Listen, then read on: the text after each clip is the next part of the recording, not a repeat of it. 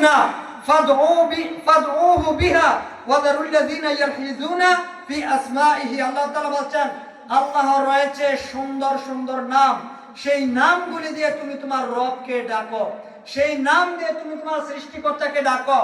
আল্লাহর অসংখ্য নাম রয়েছে, যেই নামগুলি আল্লাহ তাআলা নিজেই চয়েস করেছেন। আল্লাহর নাম অসংখ্য, এই নামগুলি তিনি যেভাবে বলেছেন সেভাবেই আমাকে ডাকতে হবে। আল্লাহ সুবহানাহু ওয়া তাআলা কোরআনুল কারীমে সূরা তাওবার 31 নম্বর আয়াতে বলেন ইত্তাখাযু আহবারাহুম ওয়া রুহবানাহুম আরবাবাম মিন দুনিল্লাহি ওয়াল মাসীহ ইবনে মারইয়াম। আল্লাহ তাআলা বলেন তারা তাদের আলেম ওলামাদেরকে, পাদ্রী পুরোহিতদেরকে আল্লাহর পরিবর্তে রব বানিয়ে নিয়েছে।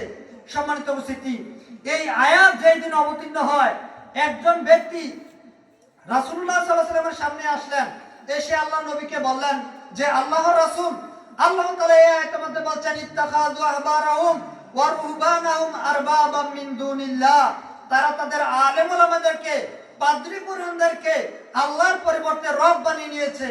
ওই সাহাবী বলছেন আল্লাহর নবী, আমরা তো কোনদিন কাউকে আল্লাহর পরিবর্তে রব বানাই নাই। আমাদের সমাজে আমরা যদি কাউকে বলি যে আপনি শয়তানের ইবাদত করেন, আপনি কি স্বীকার যাবেন? শুধু আপনি কেন, কোনো হিন্দু মানুষকে যদি জিজ্ঞেস করেন, কোনো খ্রিস্টানকে যদি জিজ্ঞেস করেন, কোনো বৌদ্ধকে যদি আপনি জিজ্ঞেস করেন যে তুমি শয়তানের ইবাদত করতে রাজি আছো কিনা, সে স্বীকার যাবে? যাবে না। অথচ আল্লাহ কি বলেছেন সূরা ইয়াসিনে, আলাম আহাদিলাইকুম ইয়া বানি আদামা আল্লাহ তা'বুদুশ শাইতানা ইন্নাহু লাকুম আদুউম মুবিন। আল্লাহ তাআলা বলেন হে আদম সন্তান, হে আদম সন্তান, আমি কি তোমাকে নিষেধ করিনি যে তুমি শয়তানের ইবাদত করো না? কারণ শয়তান হচ্ছে তোমার চিরতম শত্রু, শয়তান হচ্ছে তোমার প্রকাশ্যতম শত্রু। আল্লাহ বলেছেন শয়তানের ইবাদত করো না, তাহলে বুঝে গেছে কিছু মানুষ শয়তানের ইবাদত করে। না হয় আল্লাহ এই কথা কেন বলবেন যে তুমি শয়তানের ইবাদত করো না? তার মানে হচ্ছে এই আয়াতের অর্থ বুঝতে গেলে আমি আপনাকে যে আয়াতটার দিকে বললাম, সূরা তাওবার 31 নম্বর আয়াত, সাহাবী গিয়ে আল্লাহ নবীকে জিজ্ঞেস করলেন যে আল্লাহ রাসূল, আল্লাহ বলেছেন আমরা নাকি আলেম ওলামাদেরকে আল্লাহর পরিবর্তে রব বানিয়ে নিয়েছি, এই কথার অর্থ কি? আমি বুঝি নাই, আমাকে একটু বুঝিয়ে দেন।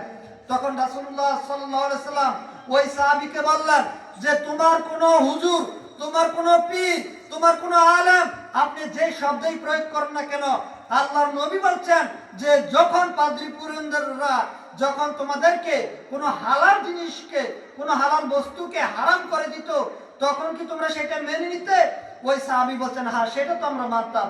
আল্লাহ নবী বলছেন যখন কোনো হারাম জিনিসকে হালাল ফতোয়া দিত, সেটা কি তোমরা মানতে? তাফসীর ইবনে কাসির এসেছে, তখন ওই সাহাবী বলছেন যে হ্যাঁ আমরা এটা মানতাম।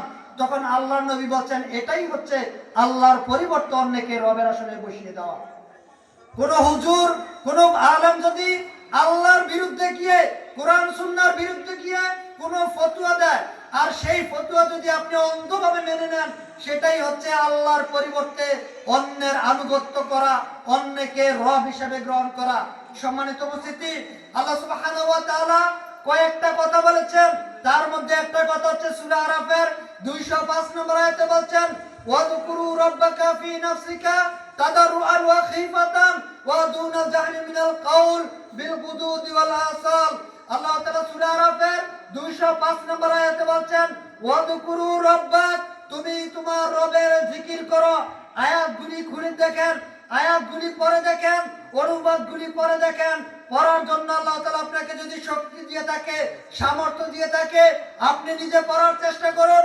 যদি সুযোগ না থাকে, আপনার সন্তানকে বলুন পড়ার জন্য, পরে তার অনুবাদ আপনাকে শোনানোর জন্য, তাহলে আপনি অনুধাবন করুন, বুঝার চেষ্টা করুন।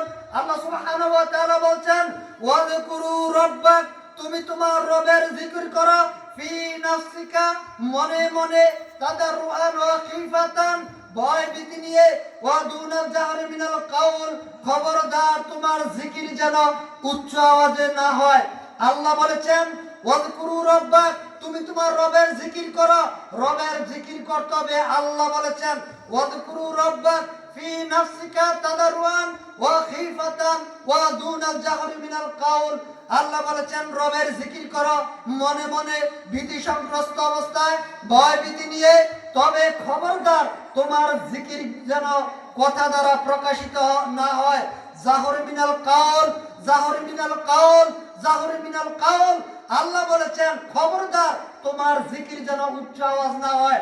স্টেজ থেকে যদি বক্তা মানুষকে সবাইকে নিয়ে যদি সম্মিলিতভাবে জিকির করে, যে জিকির আল্লাহর নবী করেননি, যে জিকির সাহাবায়ে কেরাম করেননি, এই জিকির যদি ওই বক্তা করে বা শ্রোতাদেরকে নিয়ে করায়, তাহলে এটাই হচ্ছে আল্লাহর বিরুদ্ধে আচরণ।